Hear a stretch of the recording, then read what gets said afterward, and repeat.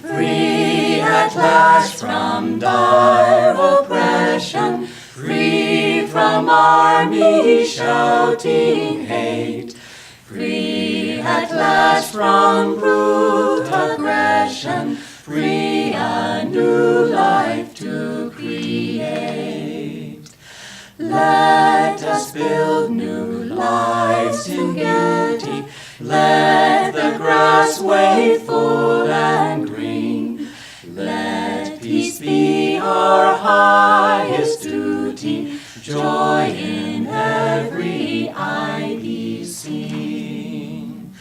Let us now hands join together, bless with peace our native isle, bless our fields of flowering heather, may all hearts be free from guile. Good morning, everyone. Thank you for joining with our Sunday service this morning. For those who don't know us, my name is Nayaswami Anandi. This is Nayaswami Bharat. We're very happy to have you all here and to share this time with you. I'll begin with a reading from Rays of the One Light, which are parallel passages from the Bible and the Bhagavad Gita. This week's reading is called Who Are the True Christians? Truth is one and eternal. Realize oneness with it in your deathless self within. The following commentary is based on the teachings of Paramahansa Yogananda. Jesus Christ said in chapter 10 of the Gospel of St. John, "All that ever came before me are thieves and robbers, but the sheep did not hear them." Many Christians, not surprisingly, quote this saying in condemnation of other spiritual teachers, not only the Old Testament prophets, but also Buddha, Krishna, and others who lived before Jesus, as well as, by inference, any who came after him. Yet Jesus himself said in St. Matthew chapter 5, "Think not that I am come to destroy the law or the prophets. I am not come to destroy, but to fulfill." Nowhere do we find Jesus condemning or even gently criticizing other spiritual masters. His criticisms were reserved for worldly attitudes and for those hypocritical Pharisees who had allowed religion to become, for them, a pretense. Paramahansa Yogananda explained that the expression, "all that ever came before me," referred to those spiritual teachers who placed their egos and their self-importance ahead of the Christ consciousness, in the sense of drawing people's devotion to themselves and not offering it where alone it truly belongs, to God. Yogananda himself was very firm in this regard. For example, he never spoke of anyone as his disciple. Instead, he always insisted, "They are God's disciples. God is the guru, not I." Ego is a way station on the soul's journey toward enlightenment. The soul is first trapped in lower bodily forms. Slowly it evolves to the human level, at which point self-consciousness appears. Only in human form can self-consciousness transcend material form altogether, including the lower identity of ego consciousness, and discover the true divine self within. Self-consciousness manifested as ego is an incentive to deliberate self-development. Later in this process of development, however, the ego becomes an obstruction. Inevitably, new spiritual aspirants do not emerge effortlessly from the vortex of ego consciousness. Desire must be offered up resolutely and ever more wholeheartedly on the altar of infinity. It is a gradual process, and few even among those who seek to help others are free of ego. If, however, Their motive in teaching is not, if however their motive in teaching is not to serve, but to be served, they deserve a severe reprimand, as Jesus gave them. For their direction of development is no longer upward, but downward. In the name of giving up desires, they are creating new ones. As it says in the Bhagavad Gita in the 3rd chapter, desire obscures even the wisdom of the wise. Their relentless foe it is, a flame never quenched. Intellect, mind, and senses, these combined are referred to as the seat of desire.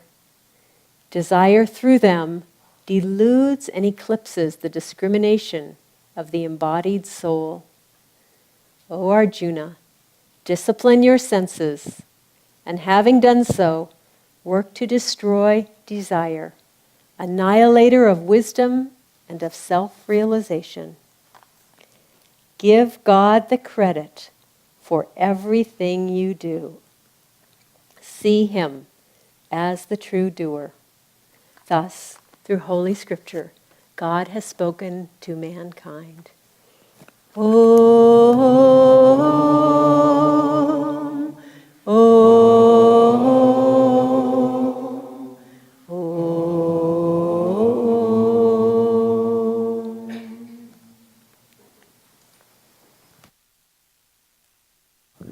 Good morning. I'd like to read from Whispers from Eternity, Yogananda's book on mystical poetry.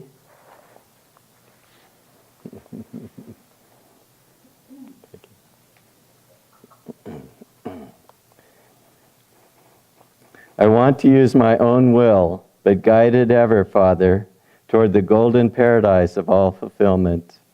For I would be infinity's smiling child, confident of being in prison no longer behind bars of fruitless desire and withered hopes.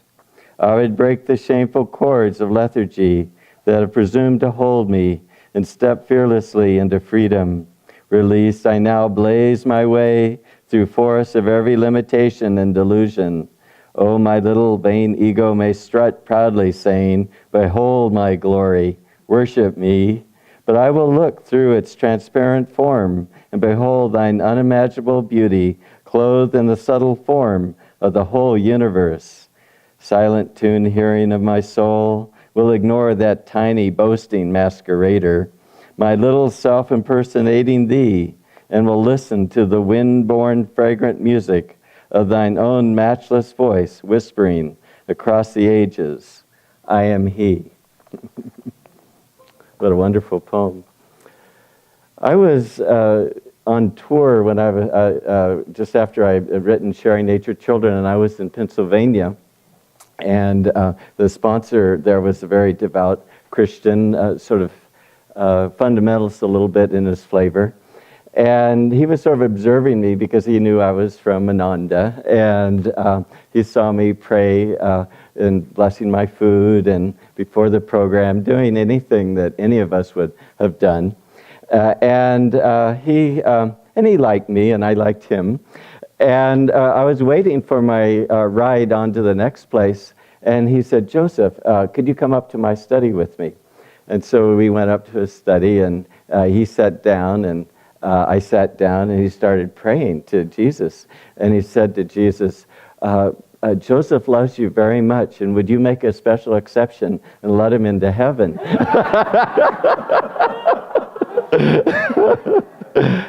And I was very, very touched to be included, and I could just sort of see him sort of expanding.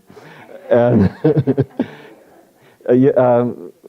Paramahansa Yogananda, he was once asked by a new student, said to Yogananda that, well, you have two kinds of students, don't you? You have students that live in the world, and you have students that live in the monastery and are renunciates. Which one is better? And Yogananda said, good, better, best. It only depends on the depth of one's love for God. Outside of divine devotion, nothing else matters. And that really gets to the core, doesn't it, in terms of our spirituality. It doesn't have anything to do with the the form, the status, the role that we play.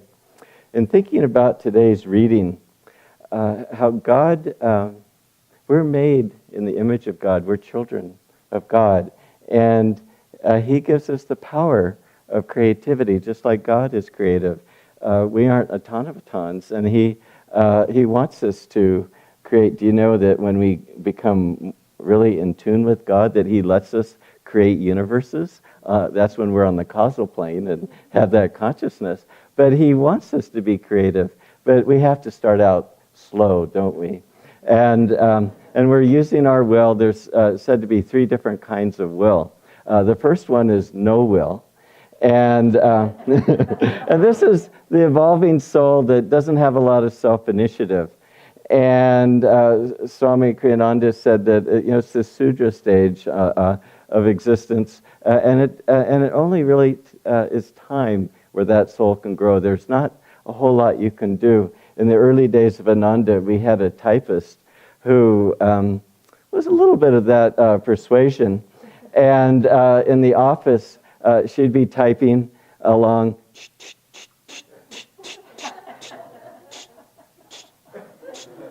and all of a sudden she'd be staring out the window. And there was somebody in the office who would go like this in front of her face, and then she would start going,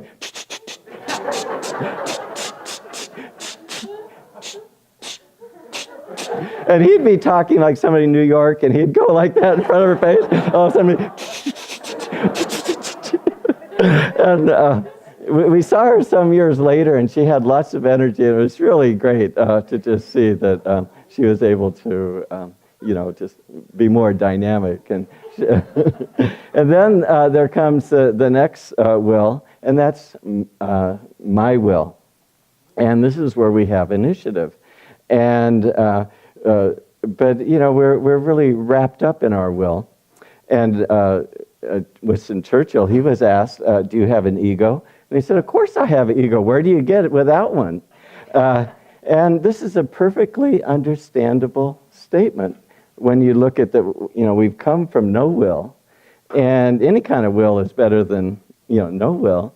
And so this is just what we have to learn. And we're being creative, but God says, you have a universal mind. You have my consciousness. You can create more than that. And He tries to pull us out of that. But during this stage, we have self-definitions because we're so focused on our energy, putting it out. There's an amusing story of Jivada. He came with me to Los Angeles, and I was doing some interviews, and I was speaking on Good Morning LA, and we were in the green room ready to go on. And this was in the 80s, early 80s. And there was a man there, and I recognized him, and he was sitting next to us, and he was going to go on first. And Jivada, he said to Jivada, because Jivada didn't know who he was, he goes, "Well, I'm Howard." And Jivada still didn't know who he was, and the man seemed a little deflated. And because Howard had passed this Proposition 13, which was very famous at the time because it took a lot of the property taxes, prohibited them from going to services like libraries and schools and things like that. And so he was even more well-known than the governor. And but the fact that Jiva didn't know who he was, he just kind of saw him just sort of pop like a balloon. And it's just that it's just natural to have a sense of self-importance because we're the one that's doing everything, and we lose a little bit of that perspective. But Yogananda had repeated this prayer that we all know, and it's very interesting to think of this prayer and the topic of trying to climb out of my will into the third will, which is divine will. And that's that, Father, I will reason, I will act, but guide Thou my reason, will, and activity to the right path in every circumstance. And so He's trying to help us to create that bridge into divine perfect will. There's a beautiful story about Yogananda. He was living in Encinitas, and there was a devotee there whose wife was very, very ill for about 3 months, and he heard about Yogananda's healing powers. And he told Yogananda and asked him to pray for his wife who was dying. And so Yogananda did, but he didn't receive the word to go to her. And then she died. And then in meditation, Yogananda got the clear message to go. And he went to the house. There were about 30 people there just grieving. And she went into the room where the wife was. And the husband was shaking her and just had tears and just was really broken up, as you can imagine. And Yogananda silently just asked him to step aside. And he came and put his hand on her forehead, other hand on her back, and he asked that the power of God reawaken her and bring her back to life. And she did come back to life. And later, Dr. Lewis was asking Yogananda about a time in India where he also brought somebody back to life who was a friend of a relative of his. And he said, did you go in there because of your acquaintance with the person? Or did God tell you to go in? And Yogananda said, oh, I wouldn't have gone in unless God told me to go. And he just lived just perfectly by God's will and in tune with that. So one of the, Swami was talking about farmers. You know, if a farmer just takes from the soil and just takes and takes and takes, what happens to the soil? It's lifeless. And it can't grow anything. And it's the same way with our spiritual lives and even in meditation. If we feel God's presence, if we have an experience of inspiration, and if we take that inspiration and we run with it, well, we're just like a thief and a robber, aren't we? We just have taken it and gone. We have to offer it back to the source. And if we do that, we're fed all the time. If you can think of a large lake, and you can even think of Lake Tahoe if you want to, and a stream that's flowing out of the lake. And that stream is going along, and it has the power of life of water, and everywhere it goes, animals and plants, they are magnetically drawn to the water, and they thrive by the water. And the stream has a certain power to carve its way through the land. And the farther that stream gets away from the lake, if it's not careful, it could think, well, this is my power.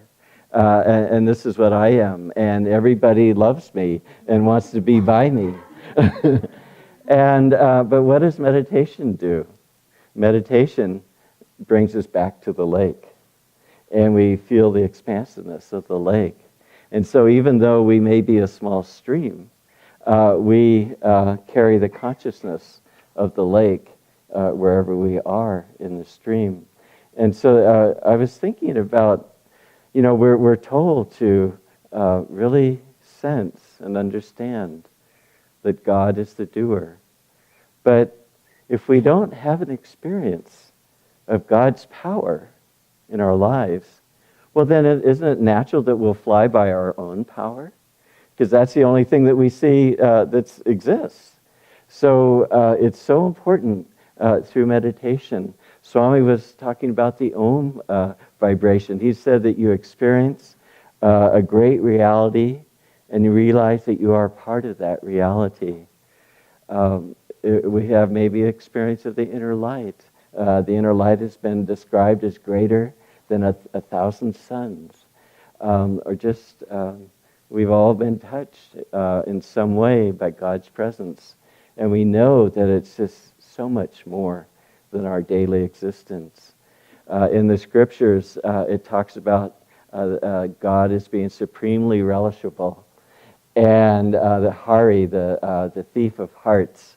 And it said that when we come into the presence of Hari, of God's love, that is so overwhelming that we set aside everything else in life. It just doesn't compare to the presence of God. And so it's through meditation and through devotion that we really come into the experience of God, and then we don't want anything else, and we feel that great power. And Yogananda said that as the calmer you become, the more you'll feel the joy of the universe passing through you. And so this is the real way of really being committed to in our daily life when we aren't meditating or we aren't in maybe a deep spiritual mood. But if we have enough of that in our life, then we'll be drawing that and asking for it to permeate and express through our lives. The ego is a little masquerader, like Yogananda put so beautifully in the poem. And it doesn't have any substance of its own. So it tries to prop itself up and try to claim everything for itself. Swami Kriyananda used this beautiful image of a painter painting a picture.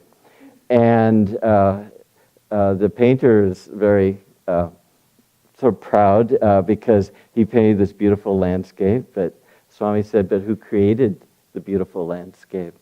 And the farmer who grew the cotton that the canvas was made, he was very proud because he said, this painting couldn't have even happened without my cotton. And the brush maker said the artist couldn't even paint his strokes without the brushes I made. And the lumberman who cut the wood that made the frame, and on, all claimed credit for that prize-winning photograph. But nobody gave the credit where credit was due, and that's to God. And the more that we are grateful for what we receive from God, the more God will flow into us. It's just more appropriate. Where if we are going to fly by our own wings, then we'll be able to. There's a little bird here at Ananda called the brown towhee, and he's kind of like big, like a battleship. But he's not very long, about 7 inches or so, and it can fly a little bit, but not real strong. And it's just and it's like the devotee is trying to claim everything for itself, and it can do pretty well, but not as well as other birds who are really light and really have the same vibration of the air itself and can fly a long way and very beautiful in the air. And it's the same way with us. And so it really comes down to if we're going to allow God to be the doer in our life, is that we have to know God. We have to experience God. We have to feel Him in a very magnetic way. And as we do, what happens when we have an experience of God? Our whole being, doesn't it just like an upwelling in the ocean, just rises to just come to the surface? Well, our whole being is reaching up to God. Doesn't that happen when we have a strong meditation? And that carries over in the rest of our life, where we're just giving everything to God. We don't want anything outside of that. And everything that we do is to give back to God in reverence and appreciation. And the more that we can do that, God won't hold back from the devotee, but he can give himself completely, because he knows that the devotee will use that power in the right way and won't let that power be diffused, won't let it sort of take them away from the path and sort of pump them up. But the more that we can just centralize that energy in the spine and offer it up, no matter what we're doing, meditating, serving, praying, being with friends, when we can do that more and more, that power of the infinite will flow through us, and we'll know for sure that God is the only doer in life. Bless us all.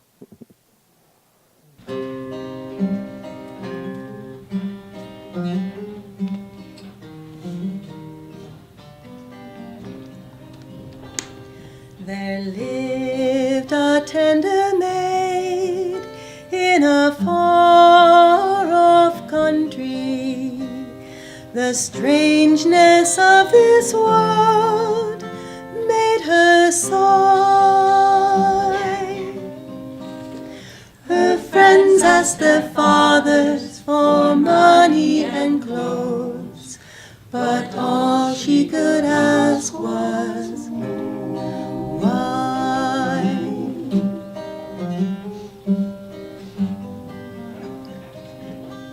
She saw the solemn clouds gathered watching a rainbow. The bright rays of their joy filled the sky. Her teachers explained it all wisely away, but still her heart wondered, why?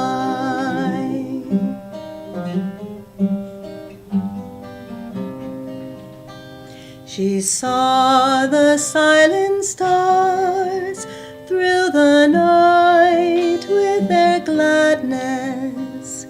They seemed some wondrous truth to imply. Her elders all slept, but the magic of light awoke her to ponder, why?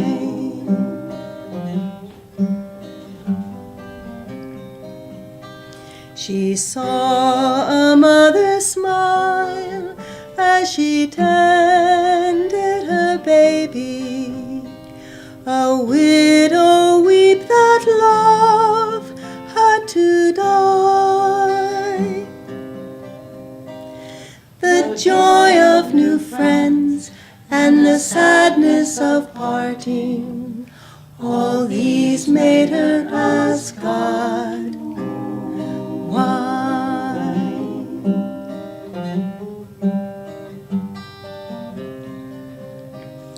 One night into her heart stole the secret of oneness, the bond not even time can untie.